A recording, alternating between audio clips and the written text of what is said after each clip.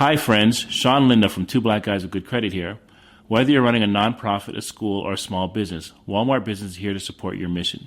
They make it easy to order what you need, from tech and cleaning supplies to everyday essentials, all at low prices and with helpful tools like spend tracking and tax-exempt purchasing for eligible organizations. Because when your operations are smooth, your impact can be bigger. Visit business.walmart.com to get started. Hey, it's Howie Mandel, and I am inviting you to witness history as me and my Howie Do It gaming team take on Gilly the King and Wallow 267's $1 million gaming in an epic Global Gaming League video game showdown. 4 rounds, multiple games, 1 winner, plus a halftime performance by multi-platinum artist Travie McCoy. Watch all the action and see who wins and advances to the championship match against Neo right now at globalgamingleague.com. That's globalgamingleague.com. Everybody games. Bringing your business dreams to life takes heart and about 1,000 decisions a day. That's why Atlantic Union Bank's knowledgeable bankers are here for you with the right guidance and customized solutions to help you reach your business goals. So whether you're planning your next move, upgrading your space, or scaling to meet demand, we make sure your business is ready for what's ahead because we're big enough to support you, yet small enough to know you. Atlantic Union Bank. Any way you bank.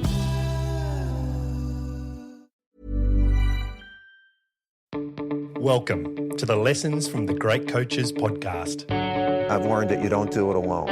You learn so many different things from so many different coaches. That's an elite learning environment. Failure is not a problem. How you deal with it is a problem. How to be resilient.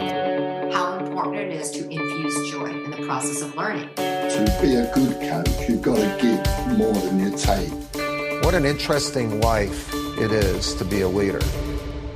My name is Paul Barnett, and you are listening to the Great Coaches podcast, where we explore leadership through the lens of high-performance sport by interviewing great coaches from around the world to try and find ideas to help all of us lead our teams better. We started this podcast because we wanted to have better conversations with our families around the dinner table. In a social media world where the goal is often to be the star of the show, we wanted to change the conversation and talk more about selflessness, leadership, and responsibility. And the people we knew who best exhibited these qualities were great sports coaches. As the podcast has grown, the great coaches we have interviewed have shared so much insight and wisdom that we decided to create episodes dedicated entirely to the lessons that have resonated with us the most. Today's episode is on the topic of values, and it features audio quotes from a selection of coaches that we have interviewed on the podcast. And just before we go to the episode, if you're a first-time listener, you can check out our library of interviews at our website, thegreatcoachespodcast.com. And while you're there, if you'd like to help our podcast, which is fully independent and free from ads, you can follow the link to our Patreon page, where we offer exclusive content to our supporters. And now, onto the topic of values. The Lessons from the Great Coaches podcast.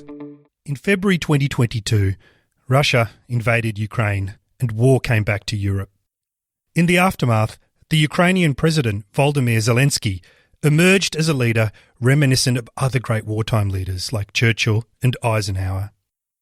He rallied the governments of NATO members with speeches given live from his bunker in Ukraine, and in one address to the US Congress said, "Today, the Ukrainian people are defending not only Ukraine, we are fighting for the values of Europe and the world, sacrificing our lives in the name of the future."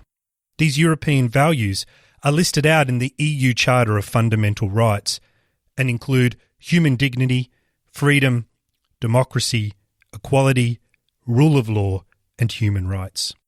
And these words are so important, such powerful forces of motivation, that they are worth dying for. Values are central to many of the great coaches we have interviewed. They describe them as being the rallying force behind their teams, the energy which drives their motivation, and in this episode we explore them in depth. The identification of your personal values and then using them as the foundation of your approach to leadership is a common theme that emerges in our interviews. Here is the soccer coach, Lisa Fallon. I suppose the biggest learning I had was I had to learn about myself. I had to learn about my values, and I had to learn about my strengths and my weaknesses and understand myself first. And how do I make the personal improvements before I can tackle other things and bring that into the coaching mix? The Rugby Sevens coach Damien McGrath echoes a similar view as Lisa. I think values are very important. People say, what are your values? And they'll tell you what they are, but they can tell you what they are, but they don't necessarily live them. And yet if you don't, you cannot, as a coach, leader, manager, move forward. Values are really important. I just think it underpins everything you do, because then you can set the culture, then you can be that person that creates the environment that people want to be part of. Tanya Oxtoby coaches in the Women's English Premier League in England and illustrates the point Damien makes by explaining how she coaches from her own values. So I coach based on my values, because if players buy into what we're trying to do as a group and I can help them individually, I think that's where I get my most satisfaction, watching them develop. But if we've got players that don't buy in or they trample on those values, that's when I lose my rag. So for me, it's really, really important that everything that I do comes back to those core values of trust, of honesty. And Sue Enquist, one of the best softball coaches in the world, explains how the great coaches she has met are anchored in their personal values and stay consistent to them through the good times and bad. I think all those people that you spoke of are really anchored in their enacted values. I think a great way to discern a leader that performs over time in their designated title or just in their influence as possibly a mother or father or a sister, brother, aunt, uncle. Because the leadership in some instances is a title and in other instances is around influence. And the one thing that all of those have, one thing that they all share is they actually live their values and reach the highest of highs and the lowest of lows. And they don't change who they are despite the conditions that have been thrown at them. That lends to a great environment to be influenced by. The behaviours you exhibit are an expression of your values, and many of the great coaches talk about creating standards around behaviours to help keep the team aligned to their values. Here is cycling coach Simon Jones. Values are good, they've got a role, but you can't necessarily see them. The things that you value, so we rather sort of turn them into more behavioural. So we've got another session coming up a month or so to go back to ours. But it's about supporting each other, it's about accepting there's a challenging environment, I think, so which just reminds people of, well, if you've not been challenged or you've not challenged like someone for a while, you can observe that behaviour. Some are team-based, some are individual-based. I'm sure the list will grow, but it's more about having conversations about what are the standards and what are the expected behaviours. And I think quite often people in high-influence environments, it's not a happy family environment. It's not a family environment. It's really, really supportive, but they quite often have high levels of challenge as well. So it's getting the balance between a supportive environment, but also one which has got a lot of check and challenge as well. Basketball coach Trevor Gleeson also identified the link between values and behaviours and talked about how your behaviours as the leader influence others. Well, the first thing is for a leader, values and your behaviours every day. It's not about do what I say, it's about what you do. And it's like if I say we want to be the hardest working team here and I get into the office last in the office and first out the door, am I really doing the things that I'm saying? We have a pretty strong work ethic here and guys get in early because they want to improve. And if I'm taking shortcuts, that's noticed by everybody. So we follow through on the values and behaviours that we do out of the culture is done every day. It's not one-off and taking shortcuts. Thomas Frank is a Danish football coach leading Brentford in the English Premier League. He builds on Trevor Gleeson's ideas by saying that the team's play on the pitch is an expression of the coach's values. And he talked to us about the pillars that describe the values he's looking for in the team. I think when you see a team play, I think a lot of the time it's the good picture of what a person, what kind of values the coach has. So I'm speaking always about 4 pillars, and one of them are hard work. I think we all know in these great performances and these top teams or top athletes, none of them have achieved anything without hard work. So it's a basic pillar. But sometimes players or coaches don't know what hard work is. I think there's a very different opinion of how much is hard work. But hard work is a big thing. Second thing is performance. And I would say that everything you do every single day is about a good performance. So you put a good performance out in training, linked with the hard work. You put a good performance into the game. Everything is linked on that. And then under the performance, you can focus on different aspects of the style of play. We focus very much of the build-up play or the high pressing, but it's everything about putting a good performance out there. Then I think it's crucial that we talk about attitude. And attitude is, for me, is that you are confident. I don't think you can achieve anything as an athlete, coach, anything, a football player without being confident, but you need to be humble. So I love that you are very much confident in your own abilities and your own strength, but also you need to be humble, but because there's a big world out there and there's a lot of tasks ahead or struggles that you need to overcome. And the final bit is togetherness. You can't achieve anything alone. I think if you want to achieve anything quick, you can go alone. But if you want to achieve anything big, you need to go together. And I always value my players' performance in terms of what they give themselves, but also how much they give to their teammates or the team. And it's that overall performance that is what I rate high. A word of caution, though, came from the rugby coach, Andy Friend, who experienced negative results from trying to push his values onto the team.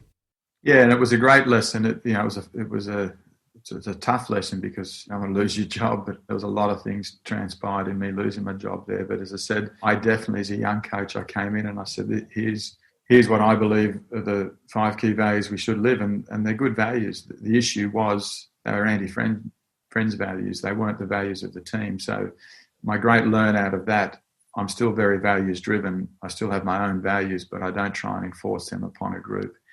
It has to be the group that finds its own way. And what tends to happen is that the group, if you're the leader of the group and you live the values that you talk about, that comes through in everything you do. So they pick up on that. People they're smart. They work that out. So you don't actually have to verbalise them. The consensus is that values need to be co-created with the team. They need to be representative of how the team aspires to be seen, and to be authentic must be consistent with the history of the organisation and the other groups within it.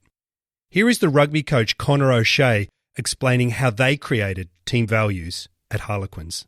Well, we sat down, and this goes back again a while with Harlequins, with the players when I went in there in 2010, and we sat down as a group and said, what do you want out of the game? They talked about values. They also talked about how they wanted to play the game, and how they wanted to play the game. So they wanted to play with tempo. They wanted to be ruthless. They wanted to be unpredictable in how they played. But their big one, enjoyment. That funny little acronym came out to be TRUE. And they said, we just want to be true to our values. TRUE, tempo, ruthless, unpredictable, enjoyment. And enjoy.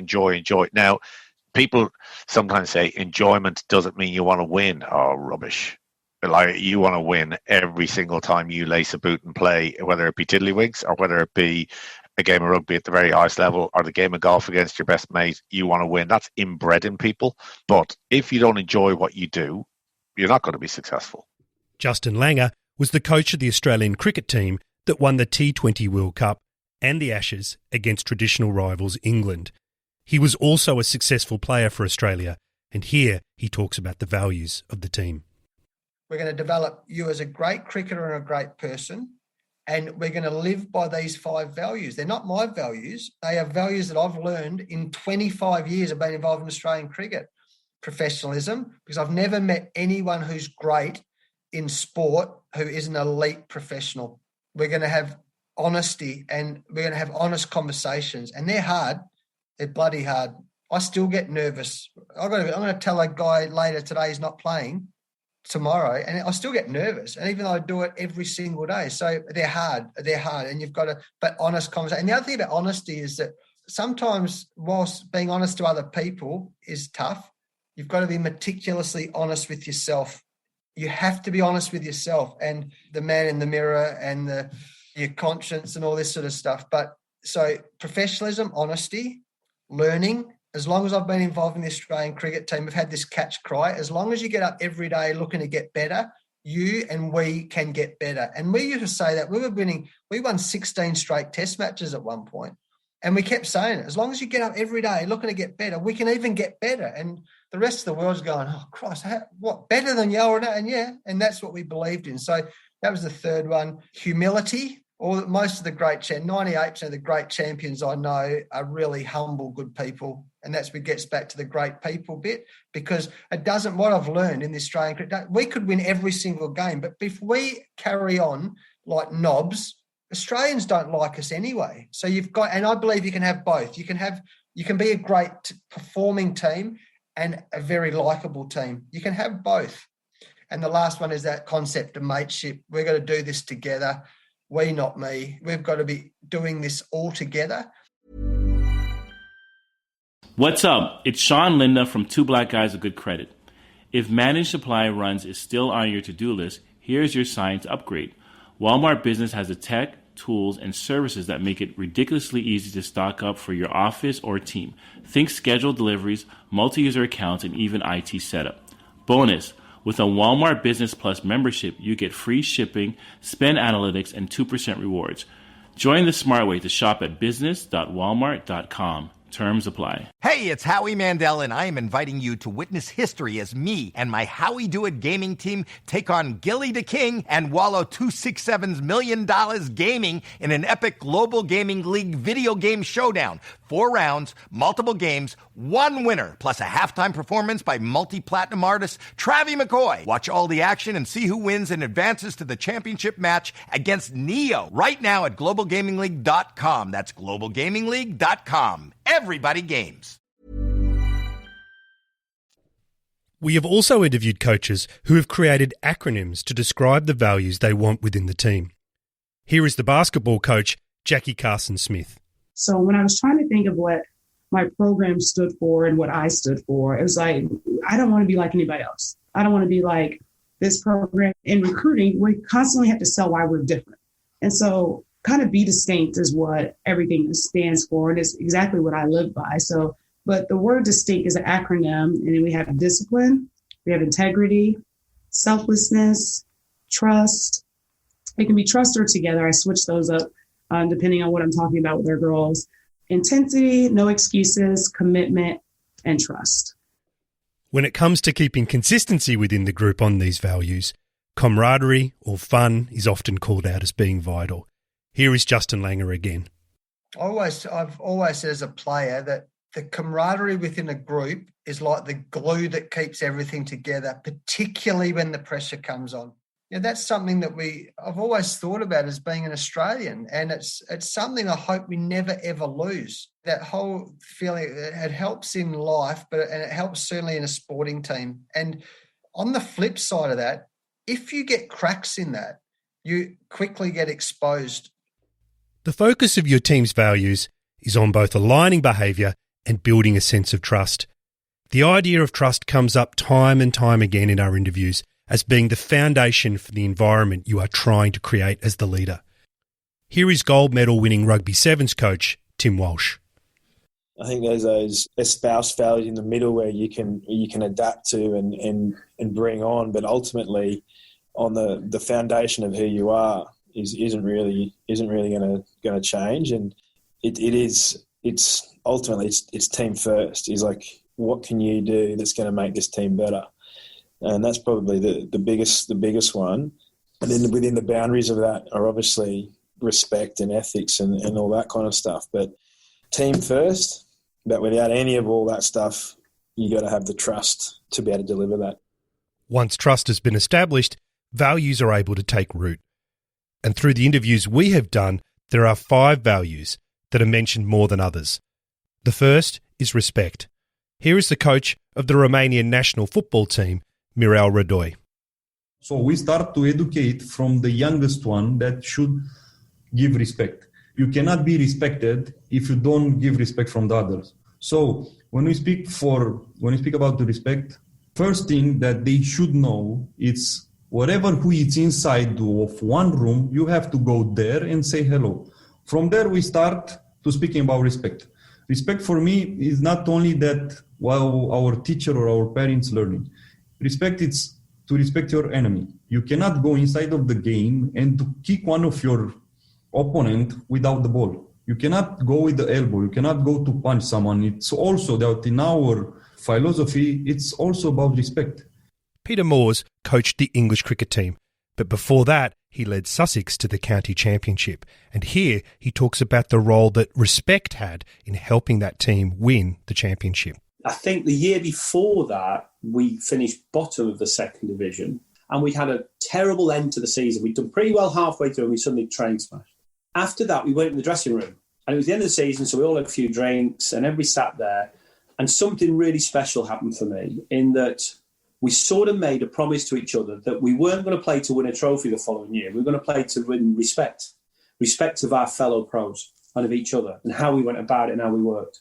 And that, to me, became one of those moments whereby suddenly we started to do better because the winter was fueled around, don't think about the outcome, let's just work to improve.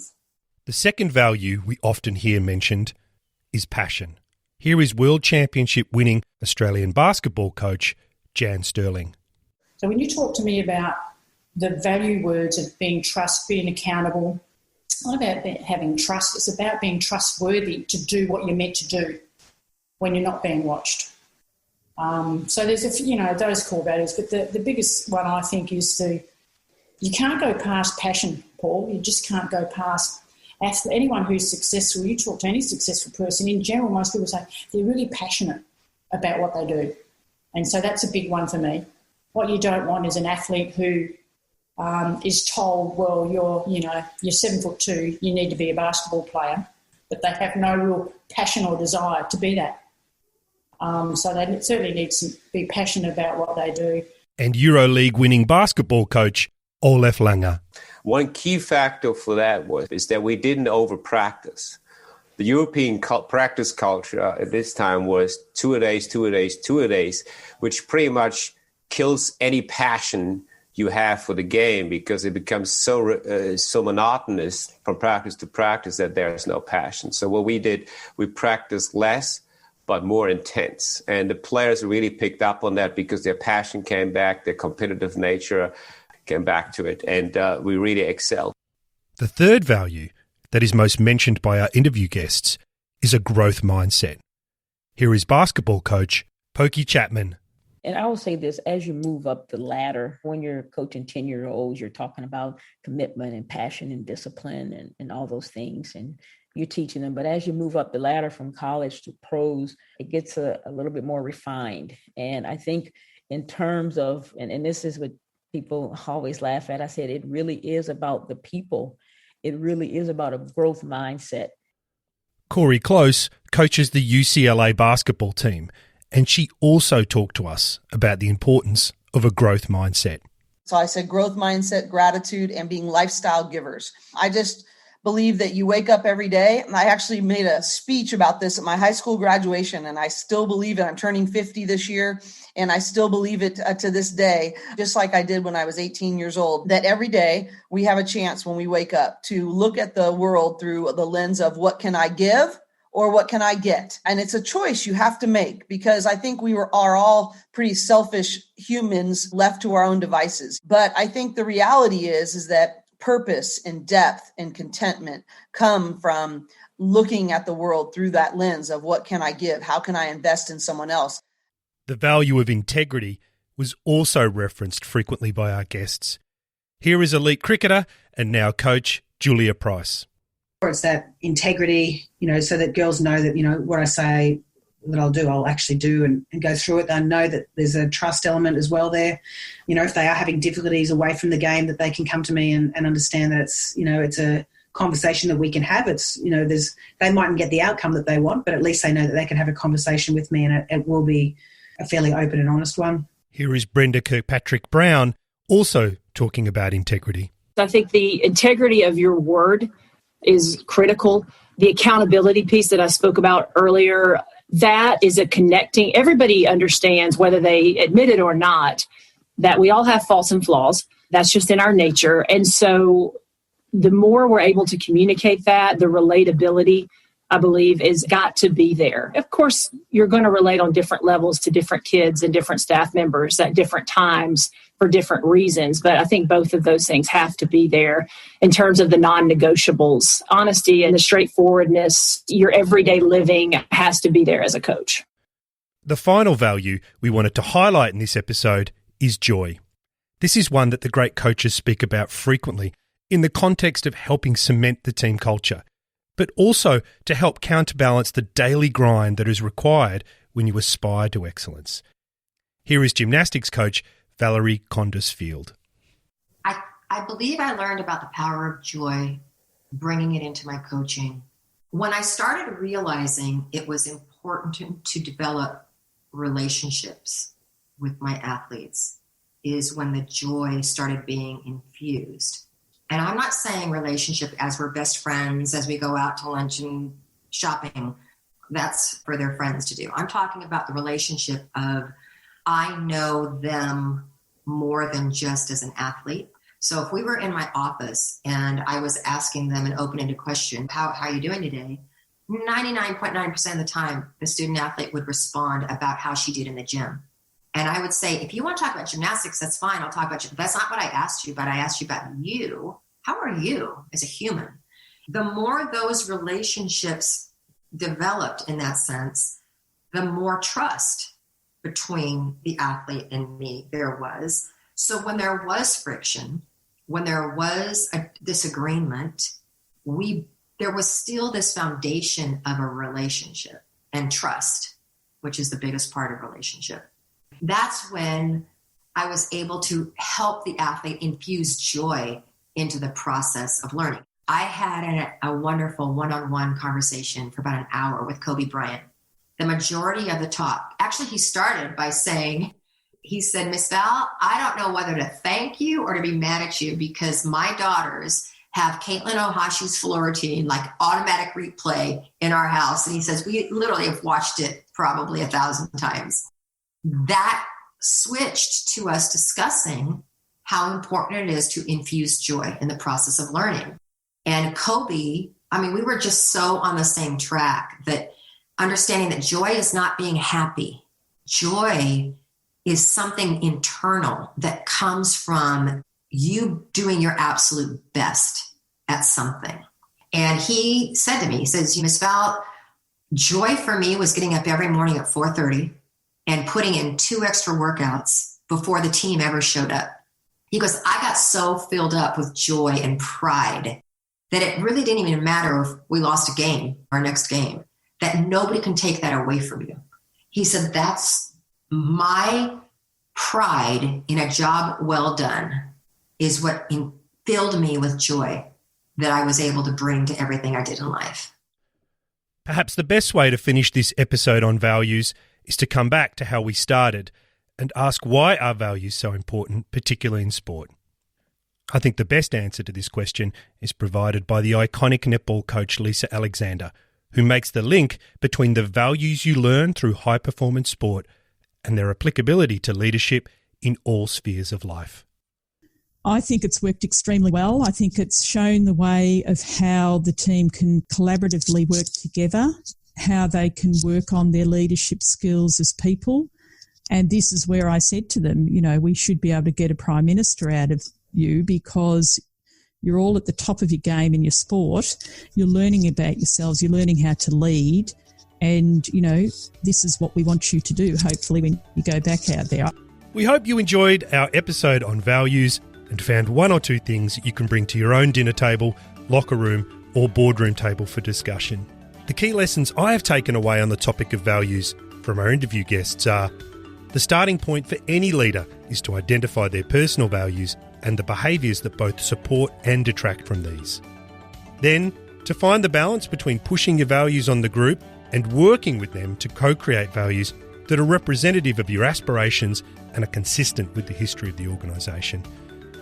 And finally, the importance of cultivating the camaraderie needed to ensure the values are enacted by everyone.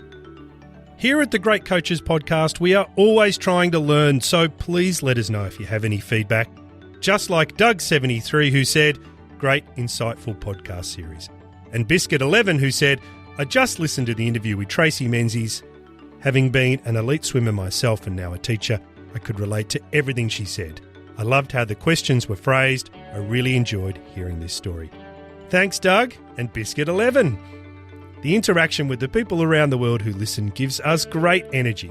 And so if you have any feedback or comments, please let us know. All the details on how to connect with us are in the show notes and on our website, thegreatcoachespodcast.com.